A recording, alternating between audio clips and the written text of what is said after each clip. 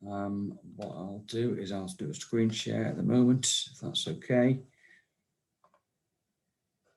And can you see the screen or? Yes, all in presenting mode, thank you.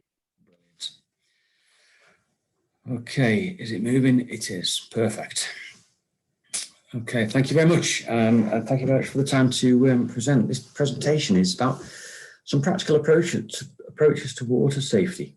And there's some examples here. The majority of these are in the NHS, but it's not to say that the non-healthcare environment can't learn from some of their mistakes.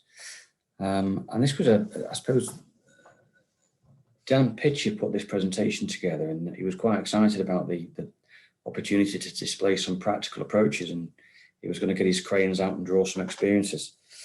How much more practical than that, but can he be from that? But the Water Hygiene Centre experience with healthcare, the local government and universities and housing associations. And most examples are detailed, like I said, from the healthcare.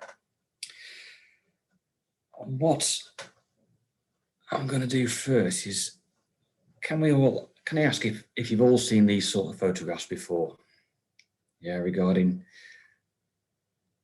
health and safety issues that have been found. I think we all use these, don't we, in all of our presentations at some point. I'm hoping they're not real, Liz, but I think they might be. I actually think some of them are real, yeah. And I suppose this practical approach to water safety presentation along similar lines as these photos. So I'll be demonstrating some of the things that were found in water systems and i.e. how not to do it. And I noticed there's a couple of my colleagues on our old colleagues on the guest list here. And I'm just wanting them to be a little bit vocal. So if we can we try and get this as an interactive sort of presentation? This presentation is best done in person, so you can see the slides, you can ask people questions. So please feel free to make some comments on some of the photographs that we've got to give an insight into what you've seen and what you've found and what you think may be the issues that we've come across. So what we're going to talk about is design and install. It's about components, about safety, it's about contamination, about temperature monitoring, sampling, and also record keeping. And I think in the health and safety law, if we haven't got records of us doing it, we haven't done it. So let's start at the very beginning. Can we get it right at the design stage? And I'll be saying this quite a lot because it's very common that people within the design phase, the architects, the design and build engineers, the installation teams, and all the way down to probably when it's handed over, there's a distinct lack of awareness and knowledge within that sort of market sector. But it creates a lot of problems at the sort of a back end when the handover, when the soft landing occurs, when the handover occurs, when the running and of the facility occurs. And how many organisations have a water safety group? How many organisations have a water safety group with a project team that's represented on the water safety group, or a project team member, or a project team representative on the water safety group, I should say? And how many of the water safety group actually review the intended plans and sign off any projects? And I'm going to suggest that that is a very small number. And has anybody had any experience with a project where a specialist water system was installed in the middle of the building on the boosted water supply, which served all the cold water outlets? Not having a dedicated water supply meant that future maintenance, disinfection of the boosted water will be detrimental to the specialist water system, including the installation of alternative water treatment strategies such as chlorine dioxide or copper silver. And it's like NHSG 274 Part 2, paragraph 2.48 details stagnation of the water system during construction time as being a potential issue for biofilm formation. And as such, twice weekly flushing alone will not suffice. Contractors did not really appreciate that water sat around only being flushed twice a week presents a risk. Daily flushing with additional chlorine dioxide, 1 to 3 ppm, is suggested as means to reduce the risk of biofilm formation. And the issue of chlorine dioxide being used as a control measure is often a last-minute thought, which has not been budgeted for and the lead time not considered. There's also the suitability of the chlorine dioxide being dosed. So manufacturers have actually detailed that dosing 3 ppm would invalidate warranties on their products, for example, albeit the guidance details a range of between 1 to 3 and not 3 ppm. So it's not as clear as it could be and should be. But do the water safety groups understand and actually sign off on the process of managing their portfolio or property or new build or refurbishment, or do they just leave it to the subcontractors? So there's a couple of photographs we're going to go through now. Can anybody highlight any areas of concern during a build or refurb?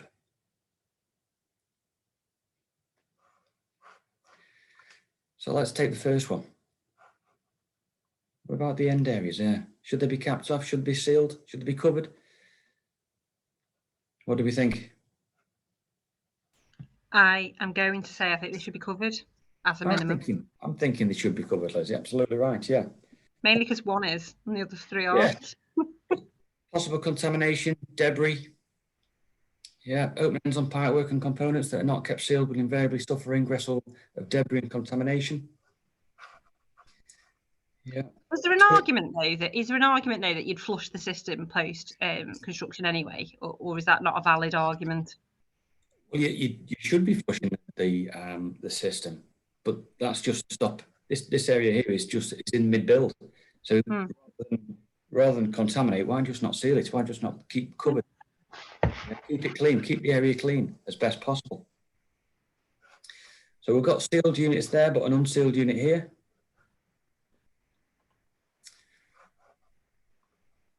What about this one? Yeah, this is a hospital ward refurb where 75% of the return is not balanced. Contractor had to come back to put right 2 years after the work was completed. The ward was closed for 2 months. Got poor configuration, position of returns, balancing of systems, drainers and filters. Biofilm found. If we can get these things right at the start, it has a major impact on the efficacy of the property and the ability to control from a Legionella or a PSA or other waterborne pathogens. Yeah, so the competency of the contractors has got to be key, and evidence of performance at handover. Anybody identified any issues in this particular system? Who's good at reading signs? So we've got a hot water system flow going this way, then it turns into the heating return. So labelling's got to be correct. I don't know whether anybody's experienced any builds, but the majority of the labelling is done at the latter end of the project, so it may well be rushed. It may well be a not a fully competent individual doing the job, as can be seen here on this particular example. That's a brash statement and a generalised statement, but yeah, these are often the latter stages, which are quite often rushed. Okay, can anybody identify any issues around here? What are your thoughts? I think Matt Morse is on this call, is he? I've got Tom Laffey, is that correct? Yeah, Matt is here. He just replied. What about this one, Matt?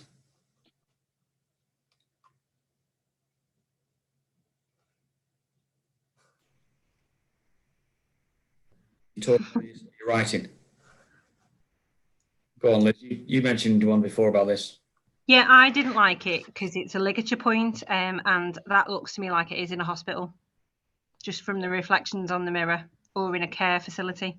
I would agree. So it's a ligature point, but what about this area here as well? You're absolutely right, Liz, it is a ligature issue. But what about this here from a waterborne pathogen aspect? Are people writing rather than talking? Sorry. Yeah, they are. Come off mute if you want, guys. Sorry, I can't see I've just realised everyone is typing, but I can't read that whilst I'm. Apologies. There's a problem with backflow on that one, isn't there? Absolutely, yeah. That's the one from a waterborne pathogen aspect. You're absolutely correct. Yeah. So that shower head should not be able to get into that area within the sink and within the basin, nor should it be able to touch the floor. So what about this one? Can anybody identify an area on this one. This was actually an add-on whilst the installation was occurring. Can anybody think why would the pipework be so convoluted? It was A radiator. was that Matt?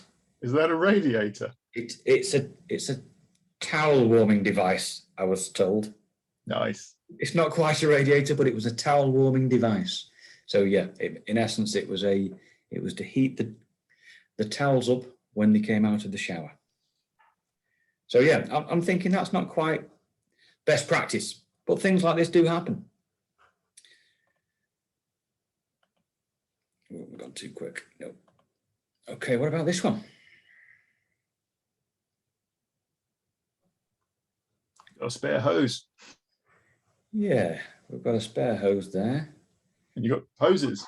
We've got flexi hoses. Yes, should we be putting flexible hoses on? Are they RAS approved? They are RAS approved, but I think there's been a proven experiment, and I think it was Tom Makin, Matt, correct me if I'm wrong, who had all of his RAS approved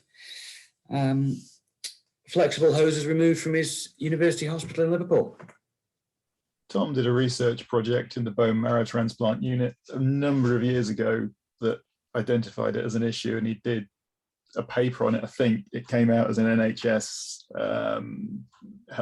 Estates Alert back in 2010. Yep, it's a good number of years ago, and ideally they should be hard plumbed in just to remove the risk. The rubber is a potential harbour for bacteria. Nice and long too. Yeah. But what about the one on the right? Can anybody see any potential areas of improvement or reasons why things maybe aren't quite as perfect as you'd like?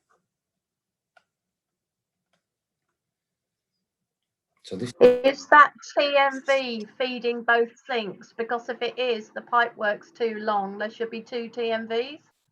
you close, but why do we need that TMV when it's going through a TMT? So we've got a TMV feeding a TMT. So we've got a thermostatic mixing valve feeding a thermostatic mixing tap. So if we're installing a thermostatic mixing tap, we've got no longer any need for that TMV down here. Well, this is also a clinical sort of utility staff only environment. So which sink do you think would get used on a more frequent basis? Do we really need this sink? So those are the sorts of questions that we need to be asking ourselves. Do we need that? Do we need that provision? Secondly, do we need to have a TMT for being provided with a TMV? So that area there is quite a dead leg. Yes, held at 41 degrees centigrade, for example. But I would envisage that we would potentially not need this particular sink, and we could maybe use the basin, the Belfast sink.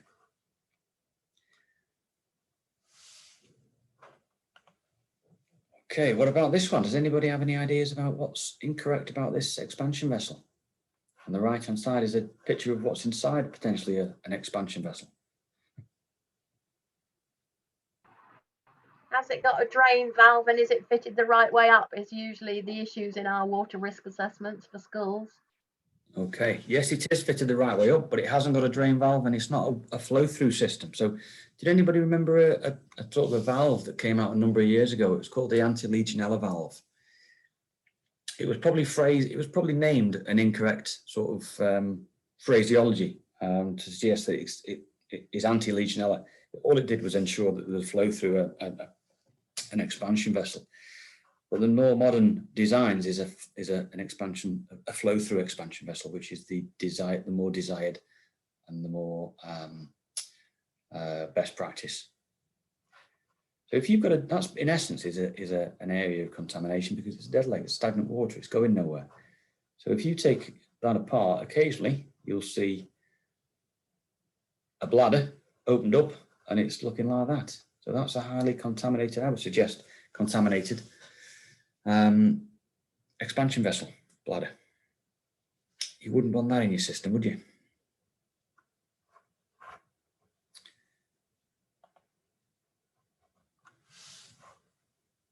Okay, so we've got some areas there. Most outlets in a healthcare building. So this is probably found in most outlets in a healthcare building. Integral TMV. Is there an ease of maintenance? Sediment build-up in strainer on cold water side, for example. Adequacy of maintenance. I've seen a number of outlets stripped and refit incorrectly, which causes an issue with how the tap is functioning, contamination, growth areas. And again, we've got to check for the competency of the CPs or any other subcontractor who's maintaining the facility. Sarah, and we are providing you with a copy of the slides to be able to show your head teachers and exactly why they need to get the expansion vessel drain valve fitted. Good point.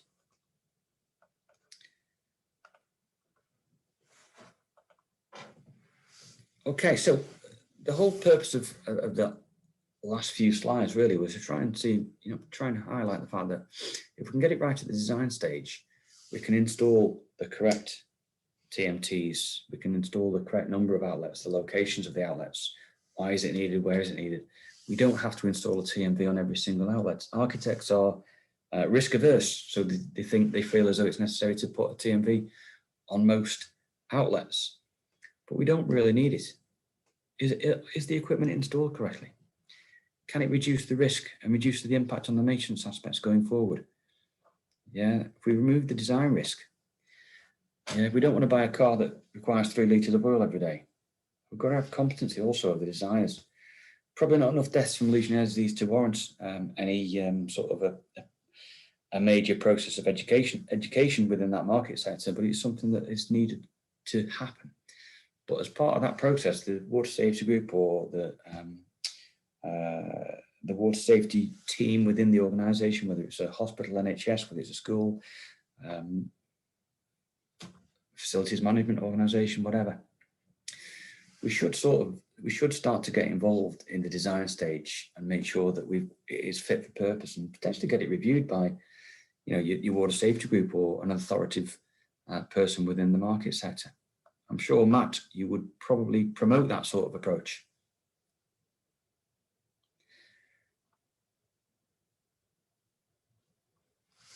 So, yeah, we review the plans, we review the risk assessment, we have a risk assessment performed. Do we need, like I said before, do we need TMVs installed at every particular area? And then you've got design a view of ALARP as low as reasonably practicable. British Standard 8580, the Legionella Risk Assessment. What is ALARP? Well, British Standards and Guidance. Contractors not necessarily up to date with it. The approved code of practice, for example, the British Standard 8558 2015 quoted a standard for system disinfection, but it saw its own British standard for disinfection produced, PD 855486. The project plan, when is the handover? Work back to include commissioning, evidence, sampling and time to fix of any of the issues that have arisen during the process. So can anybody, let's have a look at a couple of tanks. So this is a cold water storage tanks. Can anybody identify any issues that could occur or maybe areas of improvement going forward to reduce the risk? So there's a ladder there. Does that look like a ladder to anybody? That is actually a cable tray in a cold water storage tank room. Probably not the best place for it. Can anybody think of what? They've used it as a ladder though, haven't they? What, this on the right hand side? Yeah. Probably. Yeah. But that is just, it's just wrong. So then we've got this side. What have we got? What have we got here potentially? It's out in the open. Open access. Open access, yeah, perfect. Yeah, how safe is the content of the tank? Potential for malicious contamination. Need to consider safety of water. It's detailed in HTML 401 Part B. Yeah, could we lock this area? What could we do to make that inaccessible?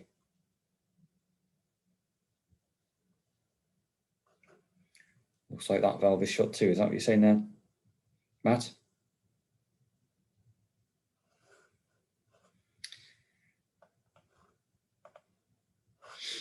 So what about these? What about this particular area? What's the safety aspect involved in this? A cracked PAL filter? Is that going to be either use nor ornament? Would people fit it regardless? This was found on a site. What about this area here? Can anybody spot anything on the right-hand side? I have just circled it with my mouse if anybody was quick enough to watch.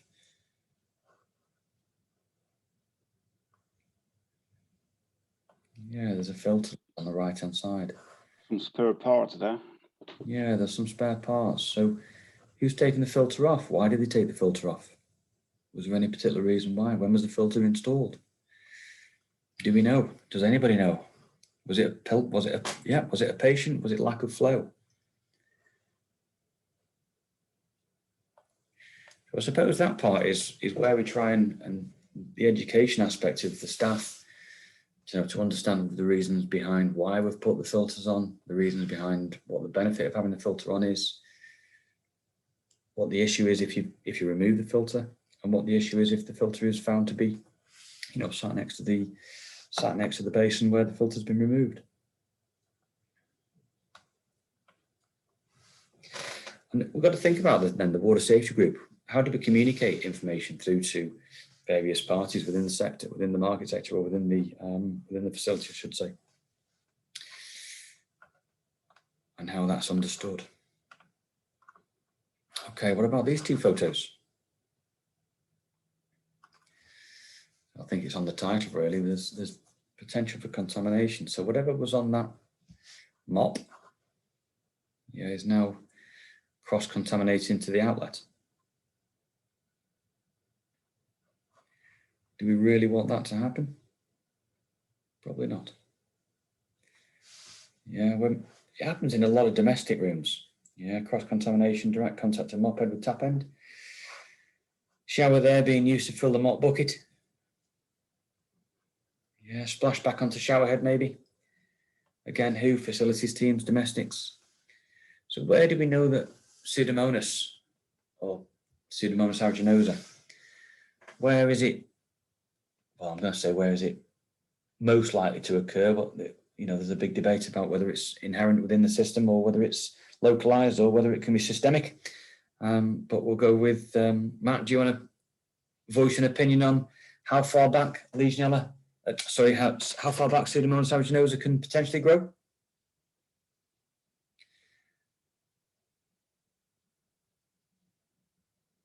Let's go with 2 meters. Yeah, let's say Pseudomonas aeruginosa can live up to 2 meters from the end of the pipework.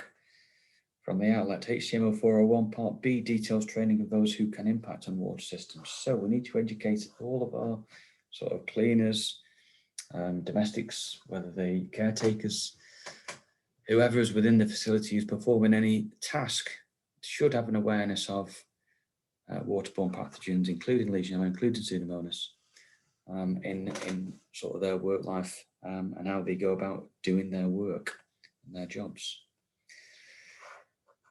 So what are we thinking on this one? Again, we've potentially got a backflow issue or contravention of backflow.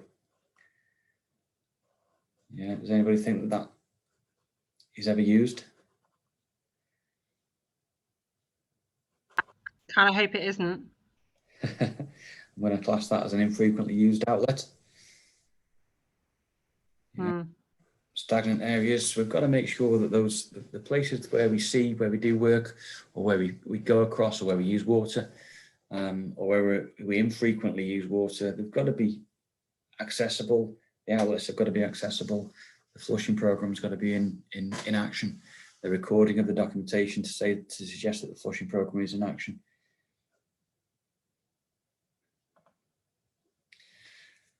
Okay, now then, a slightly trickier one, I thought, but what about these two photographs? That's again a wash hand basin that's been inappropriately used, but it's an infrequently used outlet.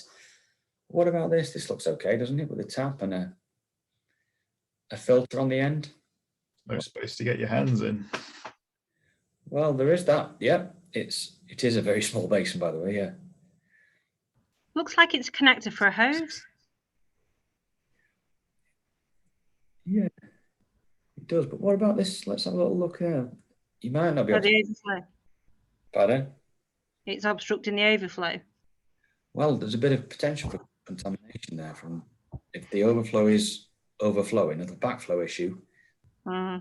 and it's that will end up being submersed within the water as it's going over the backflow. So that is level. Does that make sense? Yeah, got you. Yeah, can see that. Yeah.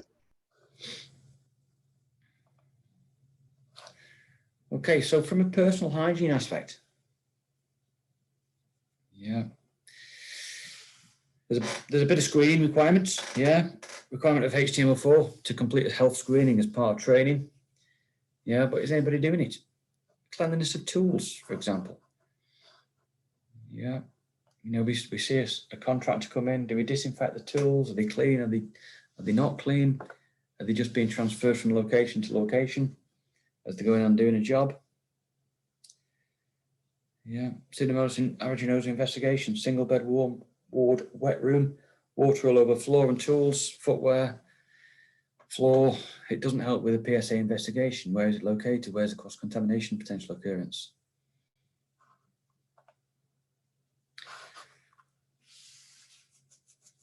And then temperature monitoring. So there's various issues that can occur with temperature monitoring. So does your board safety plan define your method of taking a temperature and calibration method of thermometers? So those who take temperatures, have they been trained in the defined method? Is it a contact probe? Is there a need for a heat sink grease, a lubricant? Does it add a 3 to 6 degree difference with the use of product? Could it be more accurate? Yeah, if you did use the correct tools for the job, could there be unacceptable parameters? What actions taken if the parameters aren't achieved? What about an infrared probe? Anybody use the infrared probes?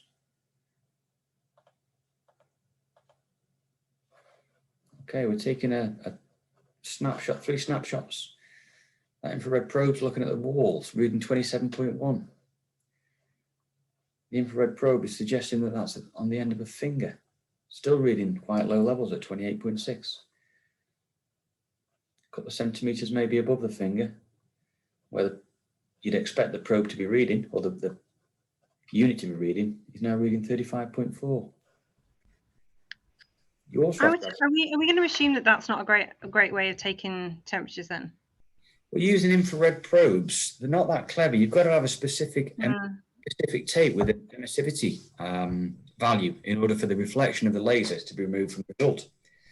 And the position of the laser site isn't always where the temperature is taken. So in my opinion, I'm not a massive fan of infrared laser control on temperatures, just for a number of reasons. A couple of hurdles and a couple of hoops need to be jumped through for it to be read as to be accurate. It's also not a great one to have in your hand baggage when you're going into a plane, because it does have a tendency to be investigated, I should say. And then you've also got the issues with the laser pointer and where it's aimed. So there's a couple of health and safety issues there as well. So I don't know whether it matters. Have you got an opinion on infrared laser probes? I've got lots of opinions. Any good ones? Do you agree? They're all rubbish. The British Standard 7592 that's about to be published, or might even have been published already, it moves away from the use of these sorts of probes. Really encourages the use of contact thermometers rather than these. Yeah, they were. I think from my perspective, I think they were a nice a sort of a novel methodology of trying it a few years ago now. But like Matt said, they're moving away from them, and for justifiable reasons.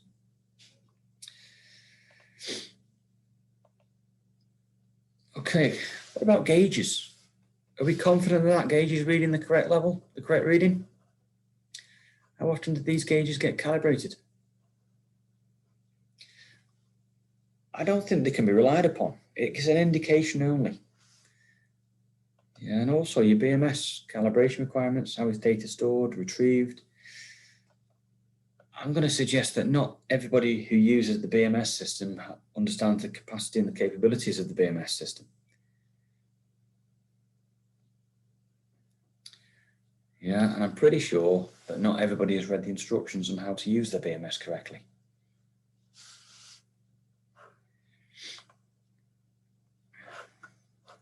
So temperature monitoring. Where do we take the temperatures from? If it's a recirculating system, do we take it at the central outlets or do we take it on the return loop? I think return loops are the hidden elements of the system which traditionally have not been measured or checked. Although I think 2014 revision of HSG 274 Part 2 and 2016 revision HTML4 Part B, we need to identify these loops and then ID how best to take temperatures, either manually, monitoring connections, BMS, or other remonitoring systems. But the things to consider are accessibility, cost, and time. So this is a schematic identifying various locations. So this is your return. Yeah, that's your principal flow. Then we've got subordinate loops. And then down here, we've got the tertiary loops. Again, if you want to take a little bit of time to look through that, if you've got any questions on it, get back to me. But again, when you've received the presentation, you'll be able to see that in a little bit more detail. It's quite small at the moment. So sampling. Yeah, the Water Safety Plan defines sampling methodology, guidance on how to take samples. They do exist. There's a blue book from the EA, which is free, and I think British Standard 7592.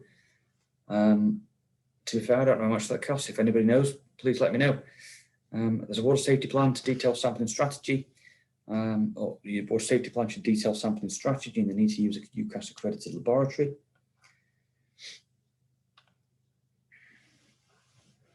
And what do we do? Can't see there.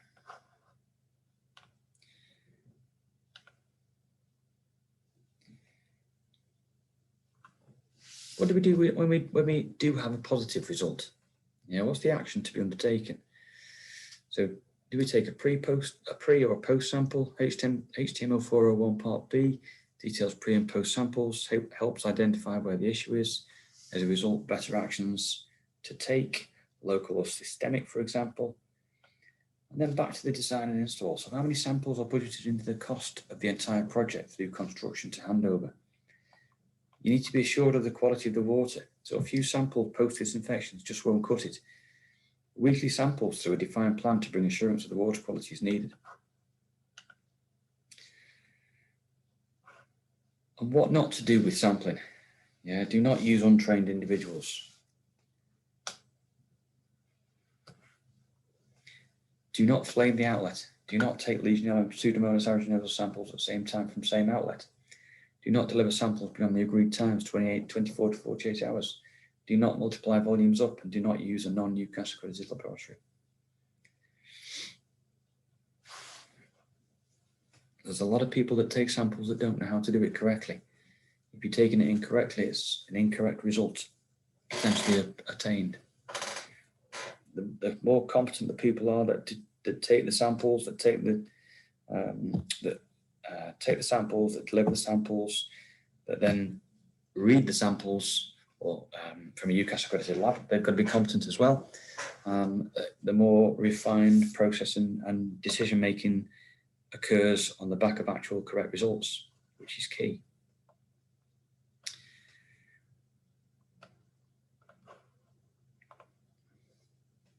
So record keeping.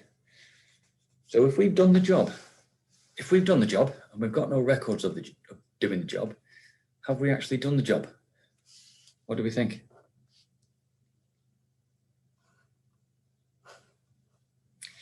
Well, unfortunately, I think we're guilty until proven innocent, aren't we? So records are the proof of us actually completing the work.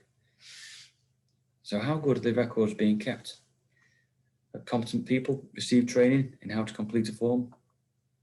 So picture 1, actually from a form from a client. Picture 2 and 3 examples, but you're the AP and RP, which are you happy to sign? So I'll just go over that in a second. So, yeah, this was from an actual client. These two examples here. Yeah, we've got a property was a big building. Date was 7th of June. Thermometer number, we don't know. Time was 10:30. Was it AM, PM? Can anybody see any other issues on here? And would you be happy with this metal document being provided to you by a contractor or an in-house member of staff to say that they've completed some works?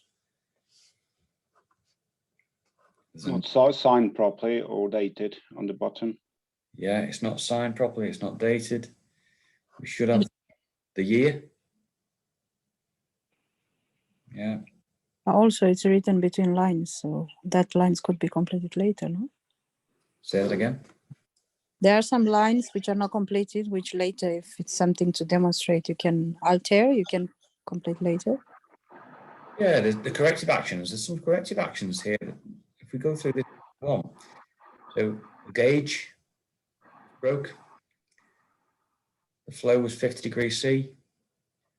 Parameters are greater than 60 degrees C. Return leg. Parameters are greater than 48. Greater than 50, but the result is 48. Cold. Everything about this line is wrong. Yeah. Secondary domestic hot water pump working okay? No. Is everything all acceptable? He's put yes. So Bob has not done you many favors on this first line item. If something is that countdown? If something is wrong or if something is broken, yeah, should we report it? Who should we report it to? Should there be a recommendation that it's replaced? Should we suggest should we write down who we reported the incident to? Yeah. Or if we took any corrective actions ourselves. So I'd be slightly frustrated if an employee or a subcontractor came back and provided you with that information there. On the right hand side, so let's have a little look over here. Yeah, so let's look at line item 2. Yeah, that gauge is reading 58. Time was 12:15. Yeah, all other areas within parameter. Pumps working okay, all acceptable. No, why is it not? Because this reading here is below parameter, but obviously that person then turns back at 1:10.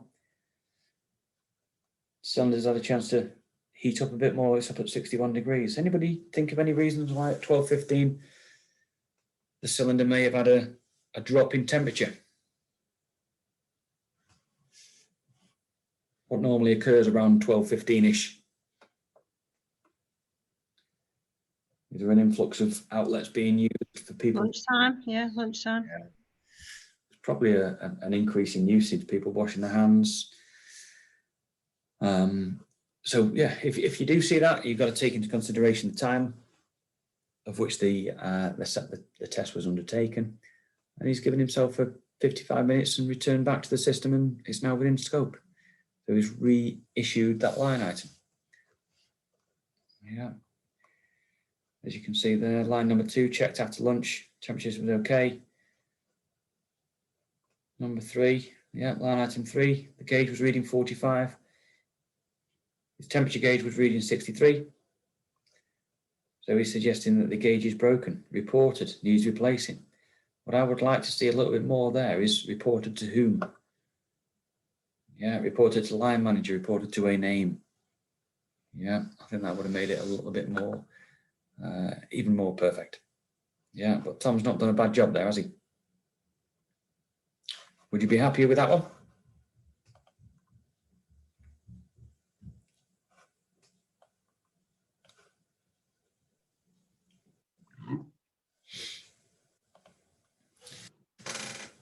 Okay, so there's some occurrences here that are wrong on so many levels. Do you get it? So this was a case, lessons to be learned. So this was a case in Hereford where HP Bulmer and Nalco, there was 26 cases, there was 2 deaths in 2003. Client and contractor both fined £300,000 each. The client didn't check the work completed by the contractor. This was a cooling tower, yeah, which was looked after by Nalco on Bulmer's behalf. And they were both held responsible because Bulmer's wasn't checking what Nalco was doing, and Nalco didn't do a very good job. Yeah, the evidence that the Nalco staff had signed out the key to access the CT, HSE warned organisations that they cannot absolve responsibility simply because they have an appointed contractor or a subcontractor to carry out the work for them. As I said, they were fined £300,000 plus costs of £50,000 each. So it's not a small amount of fine that was undertaken. So the lessons to be learned there really is who is actively checking work completed by contractors. This is another one. This is the Brighton and Sussex University Hospital. Yeah, there's one death in 2011. So in October of 2010 and November 11, 114 positives. 651 records of non-compliant temps. Chlorine dioxide at 5 sites failed to dose correctly. There was no adequate action recorded for any of these failings.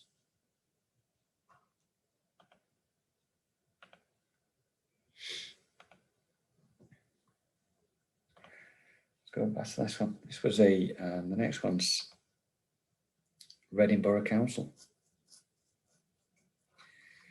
And the HSE on this particular one, yeah, there's one death in 2012, poor maintenance, poor training, fine £100,000 and £20,000 costs.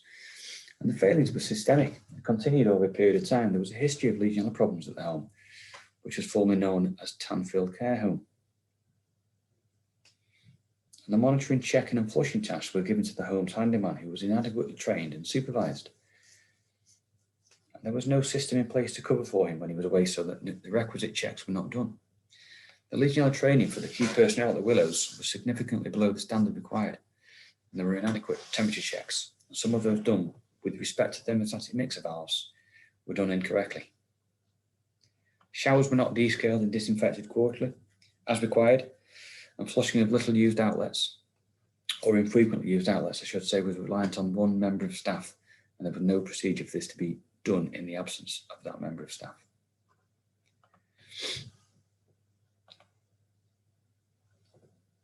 So who has a training needs matrix that is reviewed by the Water Safety Group and training delivered?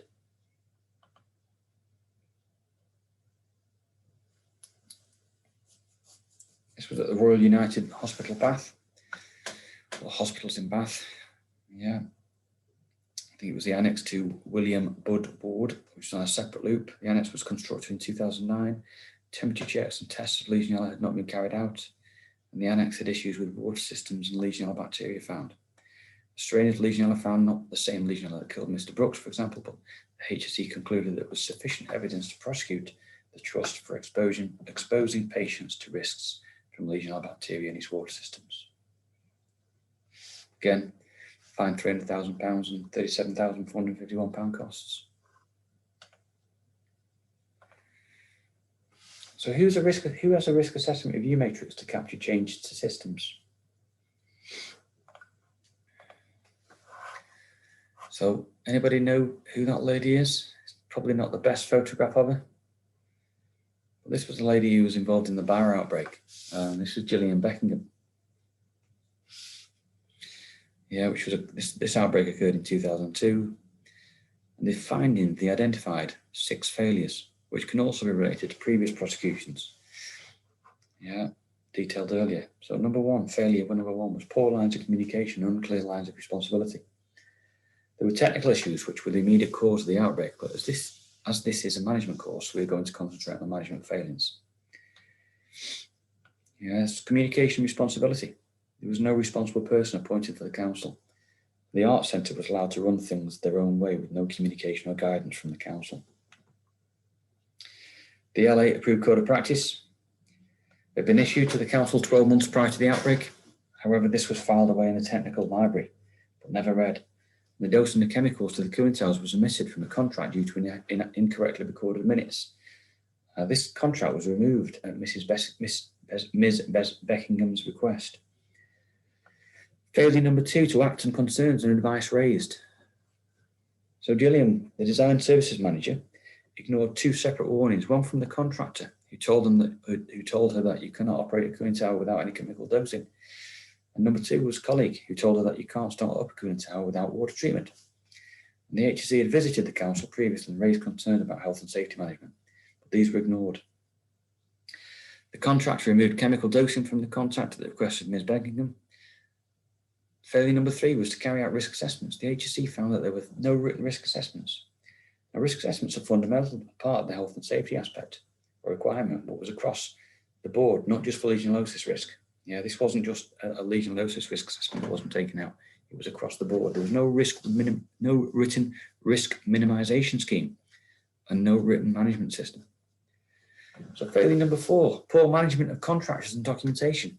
Even though the contractor was submitting invoices and being paid, the council did not check what work they were actually been doing and how it had been done, which was bad practice. The contractor operators were unsure of the contract terms as very little documentation existed between the 2 organisations. So failure number 5 was inadequate training and resources. There was an unappointed responsible person who had not received any Legionella training. The record of any health and safety training throughout the council was very poor, and the health and safety officer was only a part-time position, which meant it was reacted to health and safety issues, not adequately trying to improve them. There was not enough resource, and all persons should be trained and competent. Failure number 6 was an individual failing. Yeah, she was fined £15,000. 7 lives were lost in the Barrow outbreak, just over £2,000 per life.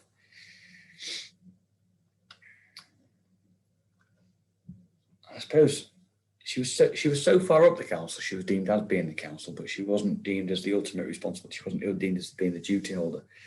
And the council was actually fined £125,000, and she was, like I said before, she was fined £15,000. I think the fine would have been a lot more if it had been a private organisation rather than a public funded organisation.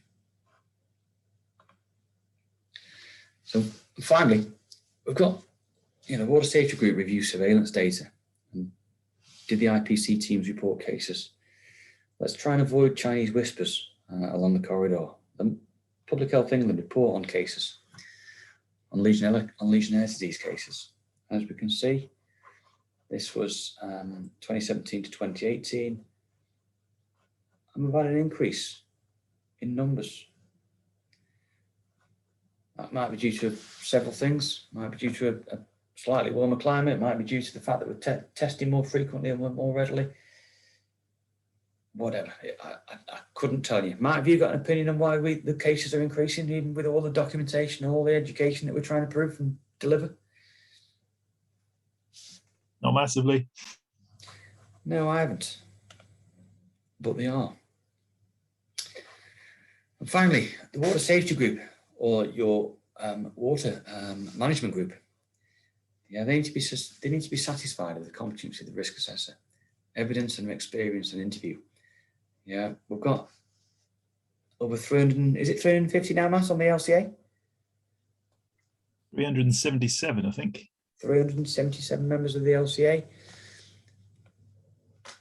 That's a lot of people. And this is a bit of a sort of a pitch for the Water Hygiene Centre. But how do you refine that even further? Well, you can refine that. We do UCAS accreditation. Yeah, and Water Hygiene Centre is one of those bodies that are accredited for delivering UCAS accredited risk assessments.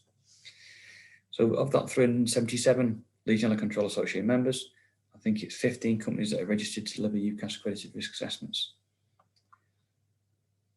I think, if I remember right, the British standards are currently revising the British standard 8580 to become part of Legionella risk assessment. Part 2 is for the Pseudomonas aeruginosa risk assessment, which I think is due in January next year. Is that right, Matt? I think so, yeah. It's finished. It's been past all the final drafting stages. It's Pseudomonas aeruginosa and other waterborne pathogens, I think, from memory. Yeah, I'm pretty sure it's due in January 2022, but like I say, it's been reviewed, it's been peer reviewed, and everyone has had the chance to have some input on it. So I'm pretty sure it's close to coming out as an official document.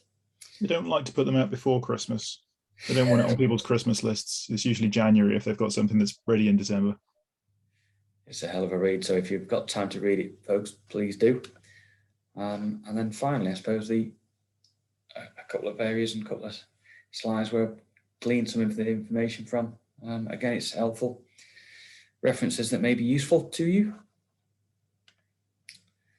And then finally, the Water Hygiene Centre, they generate blogs on the management and control of water hygiene and Legionnaires' disease. Feel free to sign up to receive any blogs directly via email. We've also got a Facebook page, a LinkedIn page, and a YouTube channel detailing various forms of actioning tasks. So what I would like to do now is hand back and see if there's any questions from any of you guys. Thank you, Pete.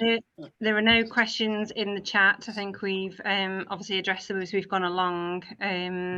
Yes, we will provide the slides. We'll put them on our LinkedIn page where you'll be able to download them.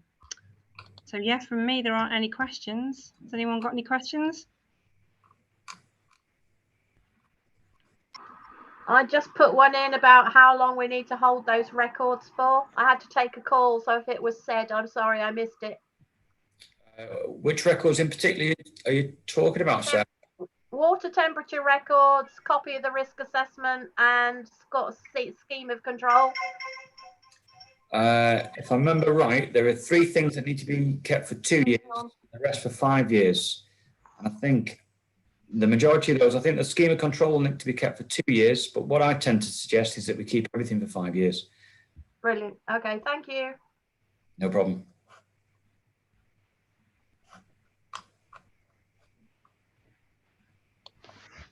We've just got one come here from Matthew.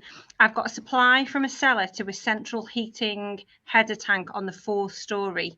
Should it have a non-return valve?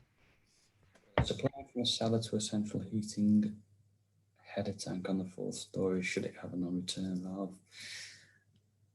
A main supply? Matthew? Yeah, so it's a main supply. So the main supply comes into the cell and it branches off. So it goes, you've got a central heating system down there. And then when it's been plumbed in, the supply to the header tank has an isolation valve in the cellar next to the boiler. So you can isolate the header tank Yeah, it should have from ground level, as it were, without having to go up 4 stories. So my thoughts are I thought it should have a non-return valve in, but I wasn't sure. Yeah, it should, or an RPZ. Right, okay, thank you.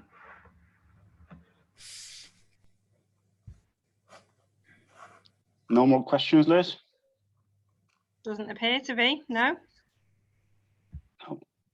That's great. So thank you very much, Pete, for this informative and interactive session. Thank you for sharing all these practical examples. It's been great, very informative. Thank you to Water Hygiene Centre as well. Thank you to Sarah Morley for approaching the Staffordshire branch and obviously collaborating with us. Really appreciate it. So thank you to all attendees. So thank you for your time, participation, and engagement with Staffordshire branch. As usual, thank you to our Staffordshire branch committee members. Liz, thank you for leading the Q&A today, and to all other members that work behind the scene for the dedication. Thank you to Brenton, our regional manager of IOSH. And we would like to invite everybody to our next event. That is on the 14th of December, 6:30 in the evening. And that will be a Christmas quiz with some great prizes as well. Les, if I remember right, some spaces in managing safely course, IOSH accredited one, and a few spaces on mental health. First aid for mental health training as well, which we can deliver, at your convenience. Yeah. So good prizes. Yeah, we'll have some fun as well. So especially will be a chance to meet with the committee members as well. So we are actually new committee from May 2021. So from this year, so it will be great event. So please join us and then we'll have some fun. So thanks a lot for today and we will see you shortly. Thank you all.